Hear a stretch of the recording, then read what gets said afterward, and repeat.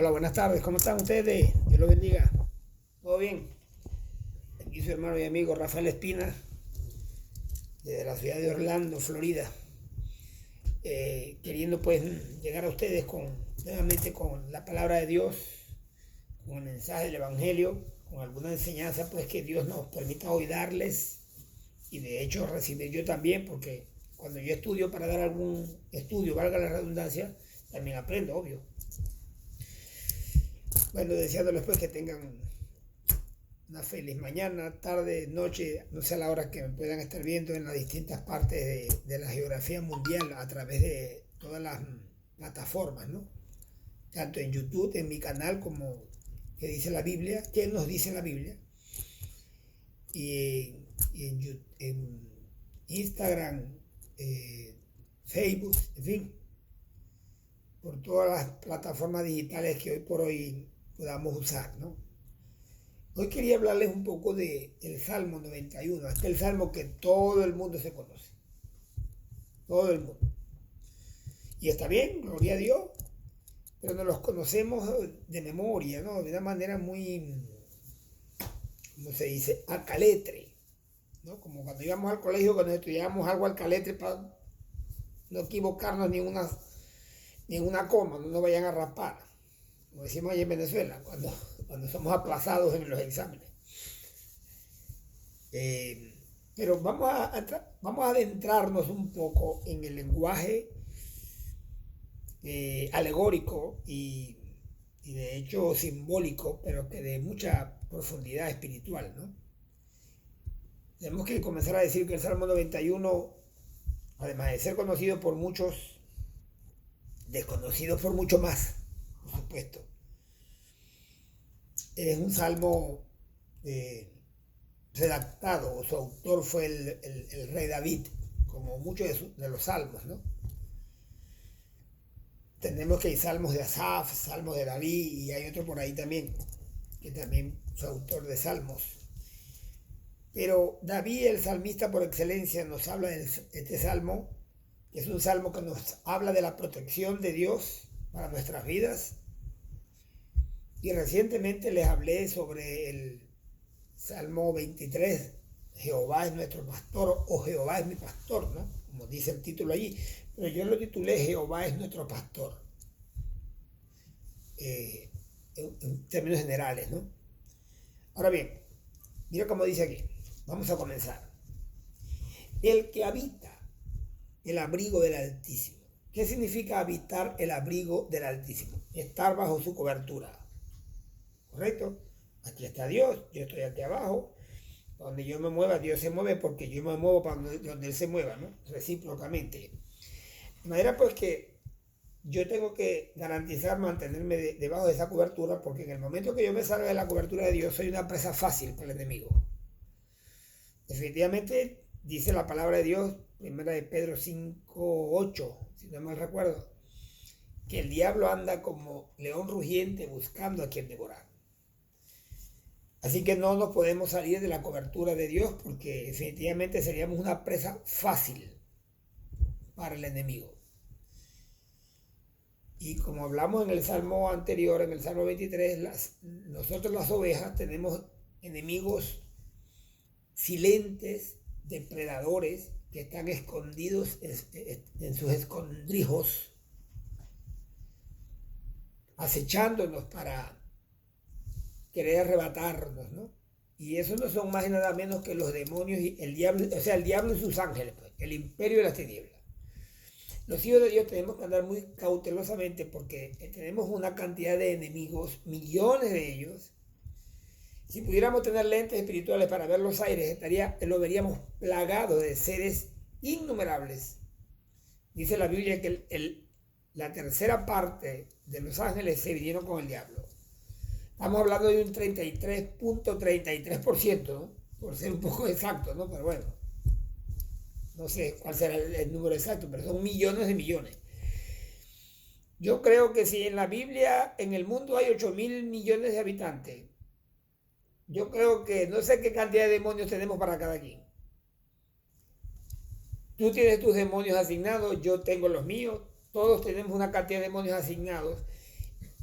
asignados para qué, para querer socavar y destruir nuestra fe, para hacer que nuestra fe decaiga hasta tal grado que desobedezcamos a Dios, hasta tal grado que ya no agrademos a Dios, porque la Biblia dice que sin fe es imposible agradar a Dios. Hebreos 11:6.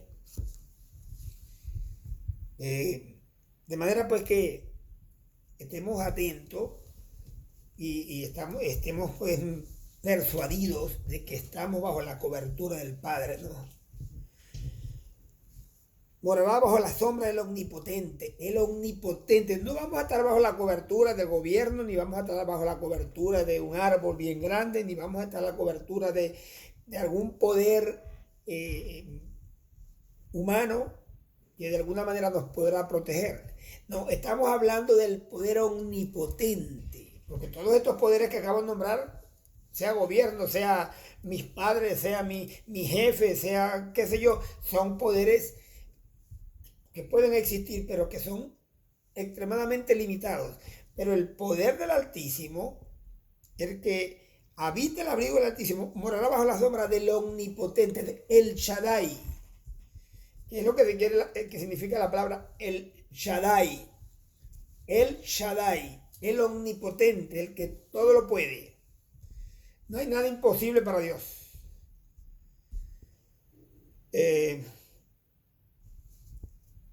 Diré yo a Jehová, esperanza de mí, castillo mío. Eso habla de la confianza que yo tengo que tener de Dios. Dios es mi castillo. ¿Qué es un castillo? Una fortaleza, una construcción fortificada que se usaba en la antigüedad para evitar pues que las tropas enemigas pudieran penetrar, ¿no? Entonces los castillos eran esas inmensas fortalezas de piedra con unos muros altísimos y anchísimos. Quien estuviese dentro de un castillo, estaba seguro, se sentía seguro. Pues nosotros debemos sentirnos más que seguros, porque Dios es nuestro castillo, Dios es nuestro amparo, Dios es nuestra fortaleza, Dios es nuestra roca fuerte, Dios es nuestra bandera, nuestro estandarte.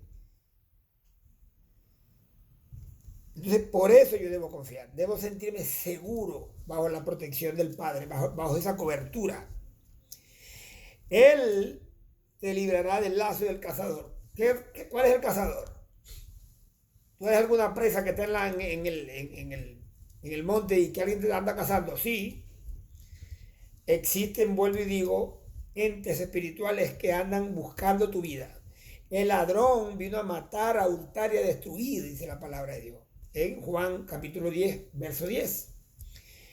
Y cuando habla del diablo no está hablando de un solo personaje, aunque ahí no dice diablo, ahí dice el ladrón. Y tiene una connotación también esa parte allí de la palabra de Dios, de hablando de las falsas doctrinas, de los falsos maestros que habían sido introducidos en la época de Jesús con falsas enseñanzas y que hoy por hoy siguen, pero que detrás de esas enseñanzas y detrás de esos personajes no está nada más y nada menos que aquel tinglado satánico que va a invertir todo su tiempo. Bueno, iba a decir que tiene todo el tiempo del mundo, pero no, llegará el momento que ya se le va a acabar el tiempo, que por cierto le queda poco, pero va a invertir todas sus fuerzas y va a invertir toda su batería y la va a enfilar contra ti, porque él fue a matar, hurtar y destruir. El mundo ha pasado por Primera y Segunda Guerra Mundial y se cierne, sobre la humanidad una amenaza de una Tercera Guerra Mundial que pudiera ser devastadora. Y lo va a hacer, de hecho. Porque el diablo fue eso, a matar, a hurtar y a destruir. El mundo está como está por el diablo. Y porque los seres humanos hemos dejado que el diablo, le hemos dado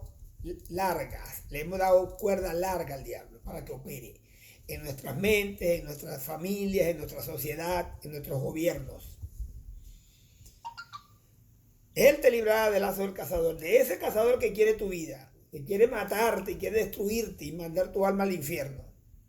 Por supuesto, si tú eres cristiano, tú tienes una garantía. Si eres verdadero cristiano, obvio, si aceptaste al Señor como tu Salvador y desde ese momento comienzas a vivir una vida santa para ti, un nuevo nacimiento, para Dios, perdón, un nuevo nacimiento. Y que bueno, que te mantienes dentro de esa santidad, porque sin santidad nadie verá a Dios, dice la palabra del Señor también. Con sus plumas te cubrirá y debajo de sus alas estarás seguro. Fíjate tú que sigue la alegoría o sigue la manera simbólica de hablar como toda la Biblia, ¿no? Que tiene mucho simbolismo y los salmos son ricos en ese tipo de lenguaje alegórico. Aquí nos habla de como si Dios tuviera alas, pero Dios no es un ave. Dios es el Dios todopoderoso, pero que nos habla de las alas porque un ave cubre sus polluelos con sus alas y ese es el escudo protector de ella. Y me llama mucho la atención, dice, con sus plumas te cubrirá y debajo de sus alas estarás seguro. Me llama mucho la atención cómo el mismo Jesús hace uso de esta alegoría y de esta manera poética de hablar, pero que tiene mucho sentido espiritual. Fíjense bien, vámonos a Mateo 23, 37. Si no mal recuerdo, creo que sí. Mentira. No, mentira. 20, aquí está. Una vez Jesús parado allá en el monte, mirando hacia Jerusalén, dice, Jerusalén, Jerusalén, o Jerusalén, Jerusalén, Jerusalén, como dicen los hebreos, ¿no? Que matas a los profetas y apedreas a los que te son enviados. ¿Cuántas veces quise juntar a tus hijos como la gallina junta a sus polluelos debajo de sus alas y no quisiste? O sea, Dios nos ha querido cubrir con sus alas a Jerusalén, a los israelitas primeramente y ahora a la iglesia. Pero aquí los israelitas no quisieron, no aceptaron la cobertura. Asimismo nosotros podemos decir, porque Dios nos da la prerrogativa de aceptar o no. Y si yo creo que yo puedo vivir mi vida cristiana al garete, pensando que puedo realizar todas las cosas a discreción, o sea, sin tomar a Dios en cuenta en la ecuación, me salió esto un verso, ¿no? Estamos equivocados.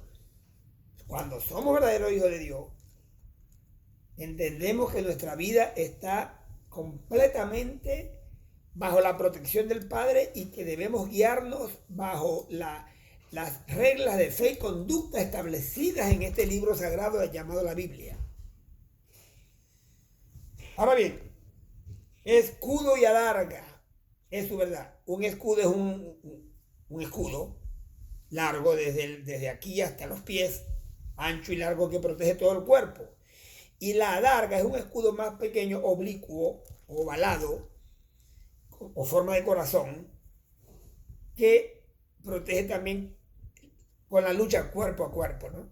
El grande es para evitar, pues, armas arrojadizas, flechas, piedras que te cubren todo el cuerpo. Y el otro es para la pelea cuerpo a cuerpo.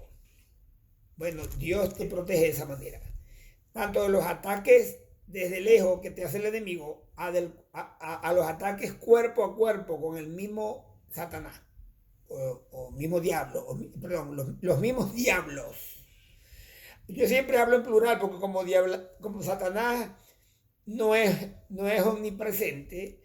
No, ese es el diablo, dice uno, no, el diablo, es el diablo, pero es el diablo y sus secuaces, o sea, sus acólitos, sus seguidores, llámense humanos o llámense demonios, ¿no? Porque hay humanos que son seguidores del diablo y no solamente seguidores, son hijos de Satanás, como éramos nosotros.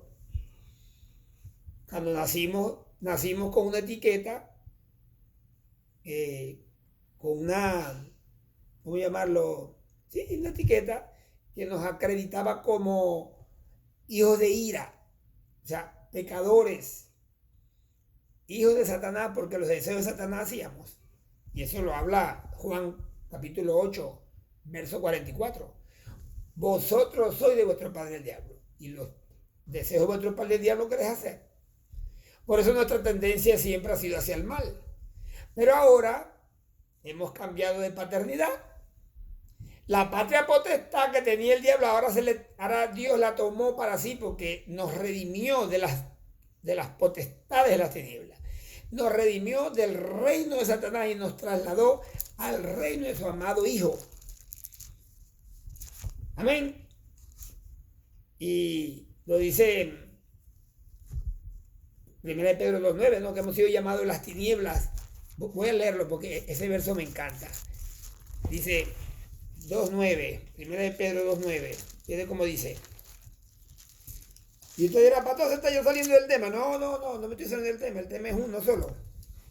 Dios, el Evangelio, la misericordia, Jesucristo, la cruz, la resurrección, el cielo, el infierno. Es un solo tema. Vamos a estar claro, ¿no?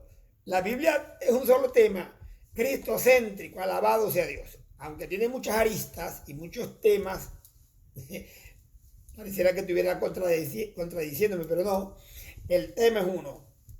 La salvación, que Dios quiere salvarte, que Dios quiere hacer de ti un hombre y una mujer nueva y que puedas vivir para la gloria de su nombre y que en un futuro cercano seamos como las estrellas en el firmamento, alabados sea Dios, y que formemos parte del tesoro de Dios, de sus hijos.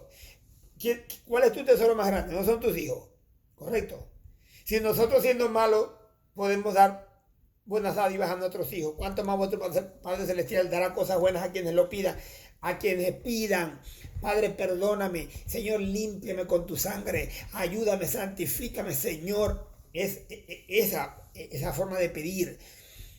Santiago dice que pedimos y morimos y matamos de envidia y no recibimos porque pedimos mal, porque pasamos el tiempo pidiéndole cosas a Dios para nuestros deleites. Y en otra versión dice para nuestros pecados, ¿no?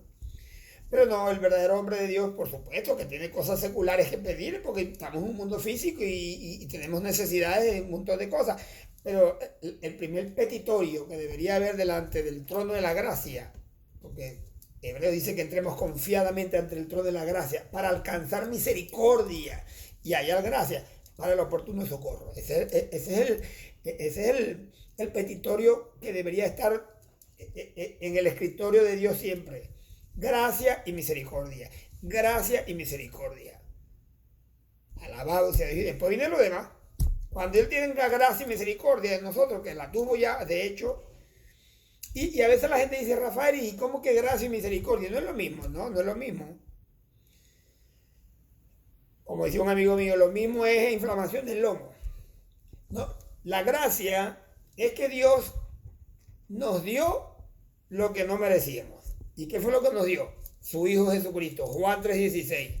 Porque de tal manera amó Dios al mundo que ha dado la gracia, un regalo inmerecido. Ha dado a su Hijo unigénito para que todo aquel que en él crea no se pierda, mas tenga vida eterna. ¿Y qué es la misericordia? O sea, en conclusión con esta frase, que Dios nos dio lo que no merecíamos. Éramos pecadores, habíamos pecado, habíamos ofendido a Dios con creces. Pero nos dio la misericordia, que significa que no nos dio lo que sí merecíamos, el castigo eterno, sino que lo dirigió hacia su Hijo de una manera eterna. Allá en la eternidad fue escogido su Hijo Jesucristo, le preparó cuerpo, y si me preparaste cuerpo, así como los otros hijos rebeldes tenían cuerpo y formaron parte del cuerpo y la sangre, él también tuvo cuerpo y sangre para ser semejante a los que tenía que salvar. Como representante de la humanidad, pues debo decir. Ahora bien, escudo y adarga de su verdad. Y la Biblia nos habla de un escudo que nosotros tenemos, que es el capítulo 6 de Efesios, verso 16. Dice, sobre todo tomad el escudo de la fe, con que podáis apagar todos los dardos de fuego del maligno, todas aquellas armas arrojadiza, que junto con el yelmo, el verso 17, dice, y tomé el yelmo, la salvación, es un casco de hierro, con una cosita aquí que te protege la nariz, a duras penas se te veían los ojos. Por cierto, ese casco fue inventado después que David le mató a Goliat con una piedra aquí, que se la pegó aquí entre ojo y ojo. Desde entonces comenzaron a hacer los cascos que cubrían la parte de la nariz también. El yelmo es ese casco de metal que impedía o impide, en el caso de, todavía existen los cascos de metal de acero en el ejército, que impide pues un disparo. En aquella época los disparos eran de flechas, de dardos encendidos inclusive, y que podían pues atravesar la testa de los soldados. Asimismo, junto con el escudo y el yelmo, Dios protege nuestros pensamientos, nuestra manera de pensar, porque los dardos de fuego siempre van a venir, hermano mío. Y por cierto, que hay una controversia por ahí que quién lo dijo, que Martín Lutero, que lo dijo Sócrates. No sé quién fue que lo dijo, pero yo siempre he dicho que fue Martín Lutero porque eso fue lo que me enseñaron.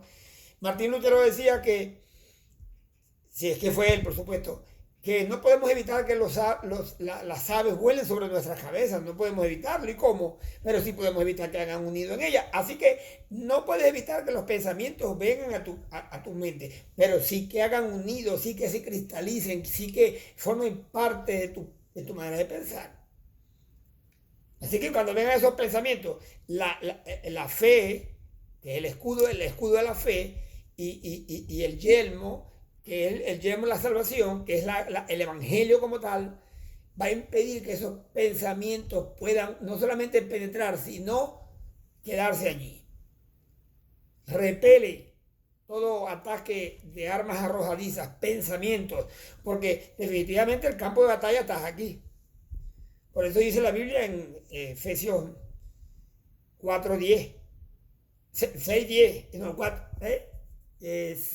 6:10, dice, fortalece, o sea, que cambiemos nuestra manera de pensar, o sea, que nos renovemos en el espíritu de nuestra mente. Y Romanos capítulo 12, verso 2, dice que también necesitamos cambiar nuestra manera de pensar, y eso nos va a ayudar a repeler todos los ataques exógenos del enemigo de nuestras vidas. Bueno, Dios es nuestro amparo, nuestro escudo, nuestra adarga. No temerás al terror nocturno. Hay gente que le tiene miedo a la oscuridad. Hay gente que le tiene miedo cuando anochece. Hay gente que le tiene miedo, duermen con la luz prendida. Eso es miedo a la oscuridad. Esos son temores que el diablo infunde en nuestra mente. Y bueno, y la gente vive asustada, le tiene miedo a las sombras, le tiene miedo, y por todas partes ven sombras y ven cosas raras. Bueno, busca el amparo de Dios, busca la luz de Dios para que esas oscuridades pues fenezcan de por sí, dejen de existir en tu vida y tu mente será alumbrada. Levántate tú que duermes y te alumbrará Cristo, dice la Biblia. Mira bien cómo andéis, no como necios, sino como sabios, aprovechando bien el tiempo porque los días son malos. Levántate tú que duermes y ya deja de estar pensando en sombras y en espíritus raros y en cosas raras que existen, pero que ya no tienen parte contigo. A los que creen, a los que creen en su nombre y que les ha dado potestad de ser hechos hijos de Dios, a ellos, o a nosotros, debo decir, alabado sea Dios. Ni saeta que vuele de día, ni pestilencia que anda en la oscuridad. Ya está hablando aquí de enfermedades y cosas raras, ¿no? Ni mortandad que en medio del día destruya. Cuando pasó lo del COVID, que uno decía, mira, y fulano, chicos, ¿sabes que se murió? Fulano, ¿cómo va a ser? Se murió y a mi alrededor murieron un montón de gente. Y yo ahí, Padre, gracias, Señor. Pues no, gracias porque se habían muerto ellos. No, gracias porque a mí me dio el COVID 2 veces. Alabado sea Dios. Mira, hermano, y a mí me pasó el COVID como una simple gripe. Y a mucha gente los mató. Mucha gente más sano que yo. y los mató el COVID. Bueno, Dios me guardó, yo no tengo duda de eso. Y ahí se cumplió esa palabra. Ni pestilencia que no ocurría, ni mortandad que me dio el día destruya. Caerán a tu lado 1000 y 10.000 a tu diestra. Aquí hay una pequeña hipérbole. Caerán a tu lado 1000 y 10.000 a tu diestra. O sea, personas que van a morir. Bueno, y murieron millones cuando eso. Cuando poniendo un ejemplo, ¿no? Pero si tú no estás muerto todavía porque Dios no ha terminado contigo. Y hay gente que tiene 70 años, 80 años, 90 y Dios no ha terminado con ellos. Dios te ha guardado. De alguna manera Dios te ha bendecido y te ha guardado. Bueno, vamos a aprovechar esa longevidad que Dios nos ha dado para que nos arrepintamos, porque qué triste sería haber durado en este mundo 70, 80, 90 años y al fin y al cabo morirse y irse para el infierno. ¡Wow! ¡Qué desperdicio, hermano mío! ¡Qué desperdicio! Así que, más a ti no llegará. A ti no te va a tocar si tú estás bajo la cobertura del Altísimo. Ciertamente con tus ojos mirarás y verás la recompensa de los impíos. Claro, tú vas a ver la recompensa de los impíos. Tú vas a ver cómo Dios se va a vengar de los impíos. Me encanta mucho el Salmo 37, verso 34. Mira cómo dice. 37, 34.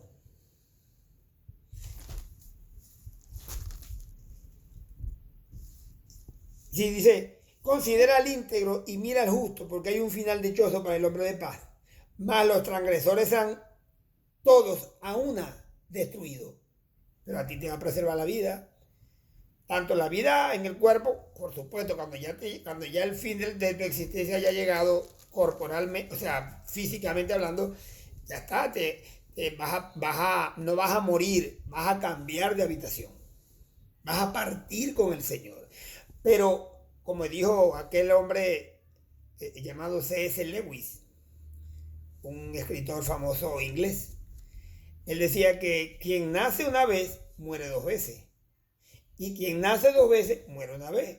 ¿Y cómo es ese juego de palabras? Claro, si yo nazco por mi madre solamente y no nazco de nuevo, como dice la palabra de Dios en el Espíritu, como dice el capítulo 3, verso 3 de Juan, como le dijo Jesús a Nicodemo, entonces es necesario nacer de nuevo. Si yo no tengo ese nuevo nacimiento, o ese segundo nacimiento, entonces yo voy a morir dos veces. Voy a morir en el cuerpo, inevitable, y voy a morir en el alma, en el espíritu.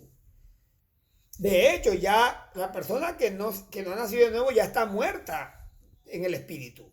Pero va a terminar de morir. Y yo decía la otra vez que si se quiere son tres muertes, porque entonces ya nació muerto en el espíritu, va a morir en la carne y después va a morir en el alma cuando sea condenado en el infierno. Ay, pastor, pero bueno, no lo digo yo. Si tú lees Apocalipsis capítulo 20, del 11 al 15, el verso 15 dice que después que fueron abiertos los libros y que el mar entregó sus muertos y el infierno, el Hades entregó sus muertos, pasaron la lista y el que no fallado en el libro fue lanzado al lago de fuego. Por eso aquella canción de cuando allá se pase lista, cuando allá se pase lista, a mi nombre yo feliz responderé. Señor, aquí estoy, alabado sea Dios. Pero quien no aparezca en esa lista es lamentable, hermano mío. Y qué triste, Señor. Por eso yo derramo lágrimas por mucha gente que yo conozco, familias, amigos, que no están alineados, que no han nacido de nuevo, o que una vez estuvieron en el Señor y ya no están, porque están caminando en una cuerda floja. Porque hay oportunidad para el hombre mientras viva. Una vez que tú cierres tus ojitos y dejes de respirar, ya no hay chance. Ni que te hagan 60.000 misas. Negativo. No te vistas que no vas. Es ahora. Es ahora el momento aceptable. Es hoy el día de salvación, dice la palabra de Dios. Por eso que dice Isaías 55, verso 6, dice, buscad a Dios mientras pueda ser hallado. Llamadle en tanto que está cercano. Porque va a llegar un momento que la gente va a clamar a Dios y ya Dios no lo va a escuchar. ¿Se acuerdan cuando el diluvio? Y primero se burlaron y se mofaron ¿cómo se llama? De Noé y de su familia, por estar haciendo un barco donde no habían costas. Y él le decía, va a llover, va a llover. No, sí que va a llover, si eso no sabían que era la lluvia, porque salía un vapor de la tierra que regaba las plantas. Y cuando él decía que iba a llover de arriba para abajo, estás loco. Y cuando empezó a llover, que las aguas comenzaron a levantar el arca, la gente salió corriendo, gritando, Noé, ábrenos, ábrenos. Dice la Biblia que Dios cerró la puerta. Bueno, Dios está a punto de cerrar la puerta de la gracia, de la dispensación de la gracia. ¿Qué es la dispensación de la gracia? Ese periodo de tiempo que nos ha tocado vivir desde la muerte de Cristo y la fundación de la iglesia hasta el día de hoy. Se le llama periodo de gracia. Está por terminar, porque todas las señales lo indican. Debes buscar a Dios mientras puede ser hallado, llamarle en tanto que está cercano, en tanto que está abierta la puerta del arca. Una arca que fue hecha de madera, allá, de madera de Gómez, creo que se llama la madera, una madera especial, y fue calafateada con petróleo, es lo que se cree. Pero que ahora el arca fue hecha de madera, pero con la madera de la cruz de Cristo. Y fue calafateada con la sangre del Cordero. El arca de Noé es un tipo y sombra de la cruz de Cristo. Así que, hermano mío, sigo aquí ya para terminar, ya falta poquito. Fíjese bien. Porque has puesto a Jehová, que es mi esperanza. Jehová tiene que ser nuestra esperanza. Y ahí, en Él espero. Confía en Él y Él hará. Espera en Él y Él hará, dice el Salmo 37, ¿no? Porque has puesto a Jehová, que es mi esperanza, al Altísimo por tu habitación. Habitas en Él, habitas en Dios, bajo su cobertura. Estás en su casa. Como dice la Biblia, que vale más la pena un día en la casa de Dios que 1000 fuera de ella. No te sobrevendrá mal ni plaga tocará tu morada. Si no te pasó nada con el COVID o con las 50.000 cosas que han podido sucederte, es porque Dios ha tenido misericordia. Aprovecha esa misericordia. Dios no puede ser burlado, dice la Biblia. Fíjate lo que dice aquí, el 11. Pues a sus ángeles mandará acerca de ti, que te guarden en todos tus caminos. Y en las manos te llevarán. Yo he tenido experiencia con ángeles. Yo, Rafael Espina, y no lo digo con orgullo ni con prepotencia, no, con mucha humildad. No voy a echarles el cuento porque es largo. Yo tuve una experiencia con un ángel que me guardó y me cuidó. Quien me quiera creer, que me crea. Y quien no me quiera creer, que no me crea, sencillamente.